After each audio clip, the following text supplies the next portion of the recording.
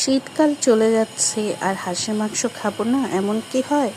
তাই জামাইকে বললাম যে কালকে যেন একটা হাঁস নিয়ে আসে, হাঁসের মাংস খেতে খুবই ইচ্ছা করছে আর শীতও চলে যাচ্ছে। বললাম যে আজকে একটু ঠান্ডা পড়ছে, আজকে একটা হাঁস নিয়ে আসবেন।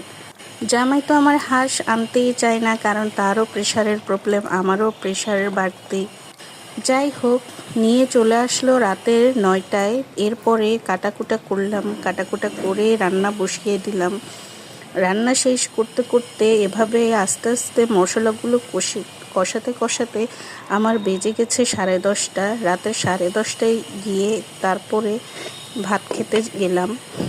আমাদের বাসায় সবাই 9:30টার মধ্যে ভাত খেয়ে শুয়ে পড়ে, কারণ সকালবেলা সবার ভোরে ভোরে উঠতে হয় স্কুলের জন্য, অফিসের জন্য। যাই হোক, কেমন লাগলো আমার হাঁসের গোস্ত রান্না করাটা। আর আলু ছাড়া তো আমাদের বাসায় গরুর মাংস বলেন আর হাঁসের মাংস বলেন কোনোটাই সম্ভব না। আলুটা সব এই দুটো মাংসে অবশ্যই দিতে হয়।